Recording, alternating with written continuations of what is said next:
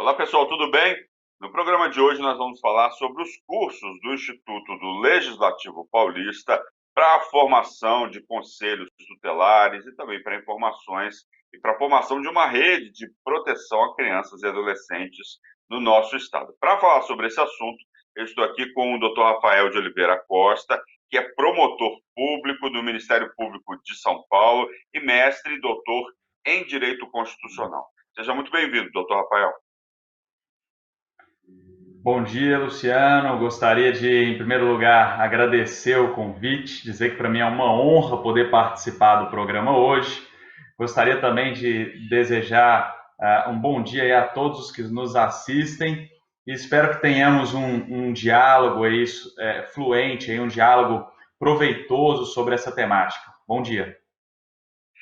Bom, eu sempre falo, doutor Rafael, porque esse programa passa em vários horários, né? Bom dia, boa tarde, boa noite, porque ele repassa num horário pré-determinado e ele vai reprisando depois. Doutor Rafael, eu queria falar um pouco primeiro da importância, né, do EILP, está promovendo cursos de formação de conselhos tutelares. Para quem não sabe, em caso, o EILP é o Instituto do Legislativo Paulista, né, que é um instituto formado aqui na LESP. Tem vários cursos aí, uma programação de cursos mensal, e um desses cursos tem relação com a formação dessa rede de proteção de crianças e adolescentes. Né? Qual que é a importância da gente estar discutindo isso, doutor Rafael, dentro de um ambiente do Legislativo Paulista? Luciano, nós tínhamos e ainda temos um certo vazio no que diz respeito à formação dos conselheiros tutelares. São poucos os cursos disponíveis no sentido de uma introdução à formação dos conselheiros tutelares, e o Instituto do Legislativo Paulista, de forma muito pertinente, deliberou por elaborar e por disponibilizar esse curso, que nada mais é do que uma oportunidade única para todos esses que estão ingressando no cargo ou têm curiosidade sobre as funções dos conselheiros tutelares, de que possam realmente se aprofundar, compreender como se dá o exercício das funções, como se dá a responsabilização, qual é o tipo de atribuição e de atividade que o conselheiro tutelar se depara a cada dia. Então, esse curso é um curso extremamente pertinente, elaborado pelo Instituto do Legislativo Paulista, e que vem ocupar esse aparente vazio que existia no que diz respeito à formação continuada e à capacitação adequada dos conselheiros tutelares. Então, eu vejo esse curso com muito bons olhos, é uma oportunidade única para todos aqueles que têm a curiosidade de compreenderem como é que se dá o exercício das funções dos conselheiros tutelares. Como é que funciona esse curso? Quem pode participar dele, por exemplo? Bom, esse curso ele foi as inscrições foram disponibilizadas por meio do sistema, do site do Legislativo Paulista, e inúmeras pessoas têm a possibilidade de participarem. Para tanto, era necessário fazer a inscrição através do site, e a ideia era de que, principalmente, aqueles que tenham interesse em algum momento atuarem como conselheiros tutelares, que façam, que participem desse curso, porque a ideia é de dar um aprofundamento sobre como se dá o exercício dessas funções. O curso ele veio dividido em 4 grandes módulos. Então, nós tivemos 2 módulos que são ministrados por uma colega da Defensoria Pública, e 2 módulos que são ministrados, que eu vou acabar ministrando nesse curso, para as pessoas que vão participar dessa capacitação. Os módulos eles têm temas diversos, então a gente vai desde temáticas introdutórias até temáticas mais aprofundadas, incluindo aí as violações aos direitos das crianças e dos adolescentes, e também o sistema de responsabilização dos conselheiros tutelares. A intenção, então, é formar uma rede de proteção aqui no estado de São Paulo para a proteção dessas crianças e adolescentes. Como é formada hoje essa rede e qual que é a importância da participação dos conselheiros tutelares? Imagino eu que eles são aí a parte da sociedade que participe, que opina e que dá sugestões para a melhoria dessa política pública de proteção a esses jovens em situação de vulnerabilidade, não é isso?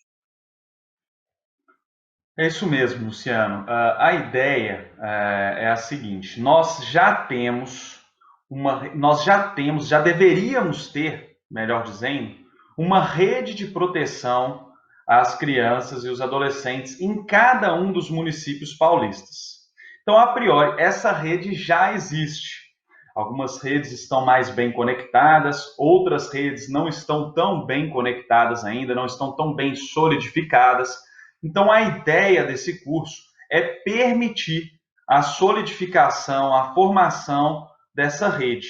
Como é que esse curso pode contribuir para a consolidação dessa rede? Através da capacitação dos conselheiros tutelares. A rede de proteção a crianças e adolescentes é uma rede extremamente complexa. Ela exige a integração, o profissionalismo e o compromisso com a causa de diversas instituições. Nós estamos falando aqui das secretarias municipais de saúde, do Ministério Público, das secretarias municipais de educação, da Defensoria Pública, da Polícia Civil e da Polícia Militar, das secretarias municipais de assistência social, dos CREAS, dos CRAS, dos CAPs, dos conselhos municipais de assistência social e, inclusive, da participação essencial dos conselhos tutelares nessas redes de proteção a crianças e adolescentes. Para que o produto dessas redes seja proveitoso, seja realmente profícuo na tutela dos direitos e dos interesses de crianças e adolescentes, é preciso que todos esses órgãos, todas essas engrenagens funcionem de forma adequada, interajam entre si, dialoguem entre si, para que nós tenhamos, através da mobilização, da participação, da divulgação popular e também de um monitoramento constante de todos esses órgãos, o que nós chamamos de efetiva proteção integral de crianças e adolescentes. E por que é que nós estamos falando aqui de proteção integral de crianças e adolescentes? Porque até recentemente, vou dizer aí até por volta de 1988, 1990, quando tivemos a aprovação da Constituição e do Estatuto da Criança e do Adolescente, nós tínhamos o que nós chamávamos de doutrina da situação irregular. A ideia era evitar que crianças e adolescentes ficassem em uma situação irregular, uma situação, eu vou dizer, não tão adequada como se desejaria.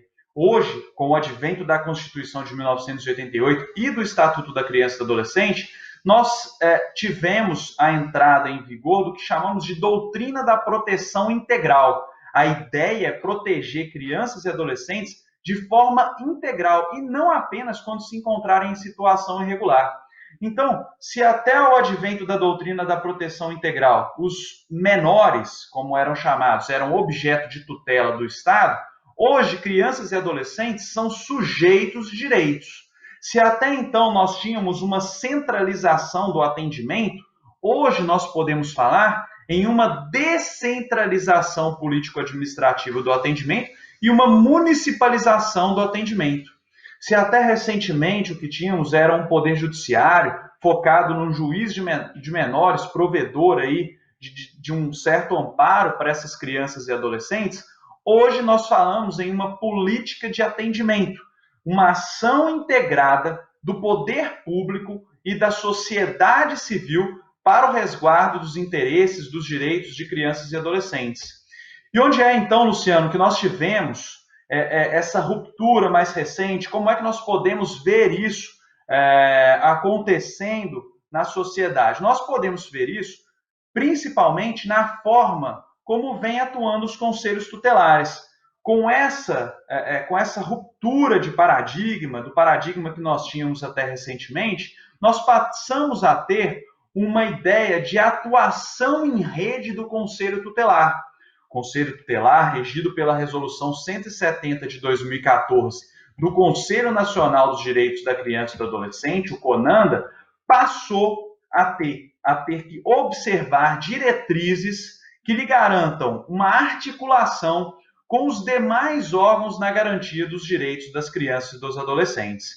Então, é essa a base de todo o nosso curso, é permitir que esses novos conselheiros, que essas pessoas que têm interesse nesse tema, possam ter uma formação contundente, possam obter a informação de forma didática, de forma objetiva, para que compreendam como é que deve se dar a atuação de um conselheiro tutelar na contemporaneidade, ou seja, sob uma ótica da doutrina da proteção integral de crianças e adolescentes. Rafael, a gente está no momento momento em que toda essa formação está acontecendo de forma online. Eu lembro que a Rede Alesp pega em todo o estado de São Paulo, pega no interior também. Então, estou imaginando alguém no interior interessado em participar e fazer, informar essa rede. E aí não vai precisar se deslocar, por exemplo, a São Paulo, existe a formação online. Agora a gente está no momento, por exemplo, dos cursos do ILP estarem de modo online, né? Como é que alguém, tanto aqui da capital paulista quanto do interior, pode se associar hoje a essa rede, não só participando de cursos aqui do Instituto Legislativo Paulista, mas como é que essas pessoas podem ser o braço da sociedade nessa rede de proteção? Como fazer, quais são os passos para participar e para opinar nessas políticas de proteção? Luciano, essa é uma excelente pergunta. Essas pessoas, elas têm inúmeras formas à disposição para participarem dessas redes de proteção a crianças e adolescentes. Essas redes, como já mencionei, em regra, são constituídas no âmbito dos próprios municípios. Então, elas podem procurar a rede de proteção à criança ou adolescente do seu próprio município. Bom, mas para além dessa rede, tentando ser um pouco mais específico quanto à resposta a essa pergunta, em caso de fragilidades nas políticas públicas de combate às violações de direitos de crianças e adolescentes, inúmeras instâncias podem ser contatadas por essas pessoas. E aí eu gostaria de mencionar aqui 4 principais instâncias que podem ser importantes aí para que essas pessoas tenham ou possam contribuir na construção dessas políticas públicas. Em primeiro lugar, elas podem procurar o próprio gestor público. Isso porque, segundo o Estatuto da Criança e do Adolescente, são atribuições do Conselho Tutelar assessorar o Poder Executivo na elaboração dos planos e programas de atendimento dos direitos de crianças e adolescentes. Artigo 136, inciso 9 do Estatuto. Então, a pessoa pode, inicialmente, procurar o próprio conselho tutelar do seu município para trazer essas contribuições. No caso do conselheiro tutelar, ele pode, desde logo, ter em mente a importância de trazer essas contribuições a partir de sua vivência diária no exercício das funções para a construção dessa rede, para o aprimoramento dessa rede. Em segundo lugar, nós podemos também ter o contato com o Conselho Municipal dos Direitos da Criança e do Adolescente. O Conselho Municipal dos Direitos da Criança e do Adolescente, ele tem como atribuição a participação popular prioritária por meio de organizações representativas na criação de políticas de atendimento aos direitos da criança e do adolescente.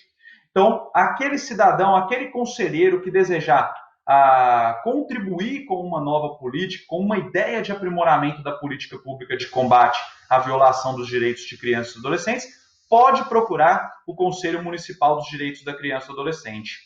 Além disso, também é possível, obviamente, procurar a Câmara de Vereadores. A Câmara de Vereadores é responsável pela fiscalização das atividades exercidas no município, né, de uma forma geral, como previsto no artigo 31 da nossa Constituição. Portanto, é possível procurar a Câmara de Vereadores, inclusive, para a fiscalização das políticas públicas de combate à violação de direitos de crianças e adolescentes. E, por fim, como quarta instância que eu gostaria de mencionar aqui, é possível buscar também o Ministério Público. O Ministério Público tem como função, prevista no artigo 201 do Estatuto da Criança e do Adolescente, promover o inquérito civil e a ação civil pública para a proteção dos interesses individuais, difusos e coletivos das crianças e dos adolescentes. Em outras palavras, se nós temos uma criança que não tem vaga em creche, se nós temos uma criança que não está conseguindo ter acesso aos medicamentos de que necessita, nesses casos, é possível procurar o Ministério Público para que, fazendo valer os direitos previstos na Constituição, no Estatuto da Criança e do Adolescente, aquela política pública seja implementada de forma adequada no município. Em suma, Luciano, o recado que eu gostaria de deixar sobre essa pergunta é o seguinte: é preciso, para se mudar essa triste realidade de violação de direitos de crianças e adolescentes, que a sociedade se mobilize, que a sociedade participe, que a sociedade discuta, que a sociedade fiscalize e que todos os órgãos que fazem parte da rede de proteção de crianças e adolescentes estejam realmente de portas abertas para receber todo tipo de notícia que envolve violações de direitos de crianças e adolescentes. Rafael, falando um pouco de pandemia, ambiente de pandemia, a gente vê, por exemplo, eu vou estabelecer uma situação que tem relação também com a proteção de crianças e adolescentes. A gente fala do aumento da violência contra a mulher durante esse momento de pandemia, o pessoal estava mais em casa e tal. Isso também aconteceu no caso de crianças e adolescentes. O que o Ministério Público tem de relatos sobre essas questões durante esse período aí de isolamento? Excelente pergunta, Luciano, excelente pergunta. A violação dos direitos humanos, ela se manifesta sob diversas formas, em espaços públicos e em espaços privados. Para que os nossos ouvintes, aí, os nossos telespectadores tenham uma ideia, de acordo com o Unicef, no Brasil, apenas em 2015 foram registrados aproximadamente 80 mil casos de violência contra crianças e adolescentes. Para que os senhores tenham uma ideia, dos casos de violências contra crianças e adolescentes, quase 18 mil desses 80 mil são de violência sexual contra crianças e adolescentes. Esses dados de 2015 geram uma média de 50 casos por dia. E apenas para ilustrar o que eu estou mencionando aqui, a grande maioria desses crimes, dessas violações de direitos contra crianças e adolescentes, acontecem dentro da própria casa ou de pessoas que são próximas dessas crianças e adolescentes. Para que os senhores tenham uma ideia, 16% em regra dizem respeito a violações praticadas pelos pais, 14% pelos padrastos, 11% pelos namorados, 7% pelas mães. Então, grande parte dessas violações ocorre por pessoas que têm contato com a criança e o adolescente. Daí porque, Luciano, essa pergunta é extremamente importante. Quando paramos para pensar nos tipos de violência, nós estamos falando de contra crianças e adolescentes, estamos falando em 3 grandes categorias. Nós estamos falando em violência escolar, que é aquela praticada no ambiente da escola, né? Podemos mencionar aqui, muito comum, tem sido muito falado, o bullying, né? Que consiste naquele fenômeno de agressão continuada entre alunos e educadores, ou entre alunos entre si, tendo como frequência e como produto a baixa autoestima, a insegurança, a depressão e até a tentativa de suicídio de algumas crianças. Temos também a violência social, que é aquela que consiste em atos de violência motivados pelo desejo de aumentar o poder socialmente concedido a um determinado indivíduo. Então, aquela violência praticada normalmente por pessoas que não têm um contato tão próximo com a criança ou do adolescente. E temos, por fim, a terceira modalidade de violência, que é a violência doméstica, que é aquele ato praticado de violência física, de violência psicológica, de violência sexual, praticado pelos pais ou responsáveis pela criança ou adolescente e que ocorre dentro do lar.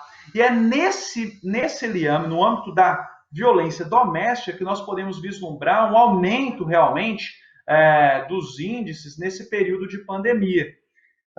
Não tenho aqui os dados atualizados aí sobre isso, mas me parece, e é bem fácil perceber, que essa convivência diária aí das pessoas em isolamento social gerou sim um aumento de violações praticadas por essas pessoas que estão próximas da criança e do adolescente, ou seja, que são os próprios familiares ali, em decorrência desse aumento da convivência, desse aumento da estadia dos pais na própria residência. Então, nós temos sim um aumento nesses índices, nós precisamos tomar um certo cuidado, porque esses índices são índices preocupantes, e o que nos deixa mais preocupado é que grande parte dessas violações de direitos de crianças e adolescentes decorrem de violências sexuais praticadas contra crianças e adolescentes, e essas violências normalmente, esse tipo de violência normalmente é praticado pelos próprios pais, pelos responsáveis pela criança. A gente está quase terminando o programa. Eu queria que o senhor falasse um pouco sobre esse ambiente legislativo e a questão das leis de proteção. A gente tem o Estatuto da Criança e do Adolescente, o ECA, que eu acho que ele é bastante eficaz, né? Mas nós estamos, por exemplo, numa casa legislativa. O que é possível fazer em relação a essa rede de proteção? É preciso fazer mais leis? É preciso aprimorar? O que pode ser feito, por exemplo, no ambiente paulista, que a gente já tem boas leis, e aumentar a rede de proteção? Qual que é a opinião do senhor, doutor Pael, em relação a essas questões? Bom, Luciano, em relação a esse questionamento, é importante a gente deixar claro que o Legislativo Paulista tem um papel importantíssimo aí na elaboração de leis relacionadas a crianças e adolescentes. Isso porque, se a priori a União tem essa competência para legislar aí de uma forma um pouco mais abrangente, no sentido de tutelar crianças e adolescentes, e os municípios têm a competência para estabelecer leis relativas ao interesse local, os estados, eles têm reservadas aquelas competências que não lhes são vedadas pela Constituição. Então, os estados, eles têm aí atribuição para legislar sobre inúmeras matérias afetas à tutela de crianças e adolescentes. Não existe, assim, uma vedação a priori para a legislação de proteção à infância e à juventude. Em verdade, o artigo 24 da Constituição, no seu artigo 15, estabelece expressamente que incumbe tanto à União, como aos estados, como ao Distrito Federal, legislar sobre a proteção à infância e à juventude.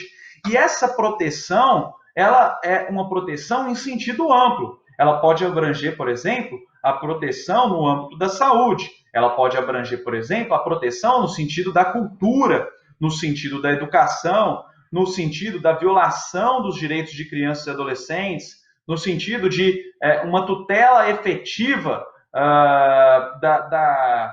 do resguardo aí de crianças e adolescentes contra a prática de crimes, num sentido de tutela da segurança de crianças e adolescentes. Então, veja, Luciano, a atribuição do Estado de São Paulo era uma atribuição importantíssima. A Constituição prevê expressamente uma expressão genérica para a competência concorrente legislativa entre a União e os Estados, em termos de legislação de proteção à infância e juventude.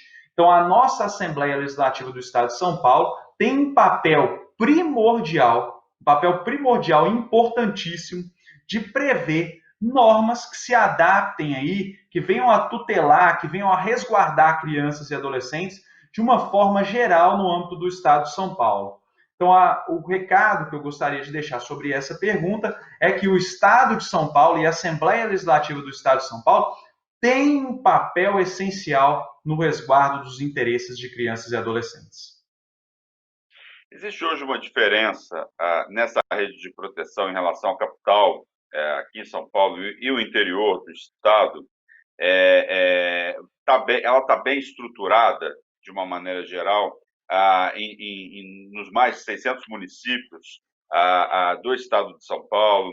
Ela funciona mais efetivamente em alguns lugares e outros não? É preciso redimensionar essa rede em algum aspecto? Eu queria que você falasse também um pouco sobre isso. Bom, essa pergunta é uma pergunta um tanto quanto complexa de ser respondida. Por quê? Porque, como eu mencionei, a rede ela é estruturada em âmbito municipal. Então, nós temos alguns municípios que têm essa rede muito bem estruturada. A rede já funciona muito bem. Existe essa ideia de um conjunto de engrenagens que já funciona de forma complementar em alguns municípios. E temos também alguns municípios que essa rede ainda funciona de forma um pouco incipiente. É preciso deixar claro que nos últimos anos, essa rede de proteção ela evoluiu muito. De uma forma geral, no estado de São Paulo, essa evolução foi muito significativa. Nós tivemos uma melhoria. É importante aqui destacar o papel dos colegas promotores de justiça no estado de São Paulo inteiro, de forma a buscar esse aprimoramento, essa excelência no exercício das funções pela rede de proteção, e elas têm, de uma forma geral, evoluído bem. É claro que existem alguns locais em que é preciso um aprimoramento.